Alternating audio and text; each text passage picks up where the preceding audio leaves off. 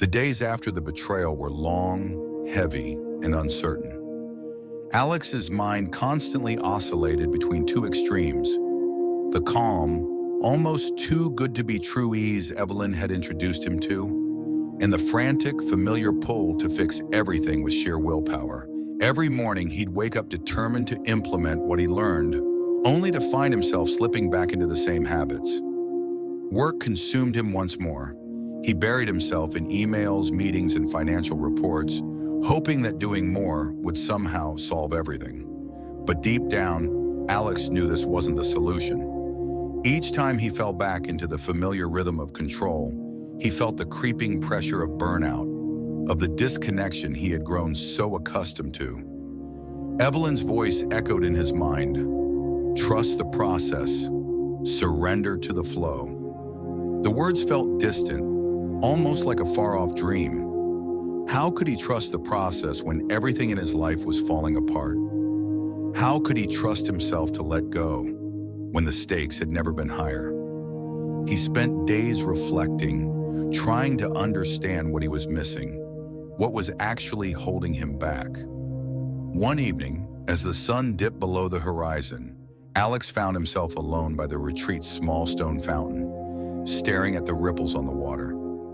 The breeze was cool, and for the first time in days, he allowed himself to simply be. No striving, no fighting against his thoughts. The breakthrough came quietly, like a sudden flicker in the back of his mind. He had been thinking about everything wrong. All his life, he'd believed that success was about control, about getting things right, about staying on track no matter what. But Evelyn had been trying to show him something deeper. The secret to lasting discipline isn't about doing more. It's about becoming more. Alex's revelation was simple but profound. In order to be consistent, to truly be disciplined, he needed to stop trying to force it. He needed to focus on who he was, not what he did. The real formula for self-discipline wasn't about motivation or willpower. It was about identity. He had been so obsessed with controlling the results, so fixated on the what and how, that he had neglected the who. It was an uncomfortable truth, one that made Alex feel exposed. He had spent so much of his life defining himself by his achievements, his business, his work ethic, his drive. He had built his identity around the idea that success was something he had to earn through force and effort. But what if true success wasn't something you earned? What if it was simply a natural extension of who you were? The more he thought about it, the more he realized that everything Evelyn had been teaching him was about this transformation. The key to consistency wasn't external, wasn't about beating himself into submission with the rigid structure of discipline. It was about aligning his identity with the actions he wanted to take. He needed to become someone who didn't have to work hard at being disciplined, but rather someone for whom discipline was second nature. Alex thought about the work he had done so far, about the small shifts he had made in his habits: meditation, slow mornings, taking moments to check in with his body. All of these things had started to feel right. They were no longer a struggle, no longer something he had to push himself to do. The more he embraced the practices, the more they felt like a natural part of his day. But it was more than just habits. It was about seeing himself as someone who had already made the transformation. It was about owning that identity. The breakthrough moment wasn't grand or dramatic.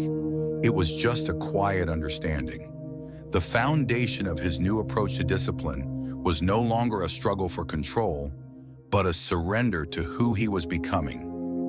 And once Alex started seeing himself as the type of person who could naturally stay disciplined, who could respond to challenges with ease, everything began to fall into place. It wasn't magic. It wasn't some shortcut. It was about creating the identity that would lead to effortless action. The next morning, Alex sat down at his desk and faced his to-do list with a sense of calm he hadn't felt in years. It wasn't that the tasks were any less overwhelming. It wasn't that he was suddenly free of the pressure to succeed. But for the first time, he didn't feel trapped by them. The need to force his way through every task had faded. He worked efficiently, not because he had to, but because it felt natural. His productivity surged without the familiar exhaustion that usually followed. But the real test came in the days that followed, when Alex started putting the theory into practice. At work, he took a step back and allowed his team to take the lead on some projects. He trusted their skills, even when the results weren't exactly as he would have done them. And, to his surprise, they delivered, sometimes better than he could have imagined. In his personal life, he reached out to the people he had neglected. He didn't try to fix everything, but simply showed up, listened, and connected. It was hard at first, but little by little, the relationships he had once neglected began to heal. The new identity Alex was building wasn't perfect. It wasn't about perfection, but it was real, and it was changing everything. He wasn't forcing himself to be disciplined anymore. He was simply becoming the kind of person who didn't need to struggle with discipline because it was embedded in who he was.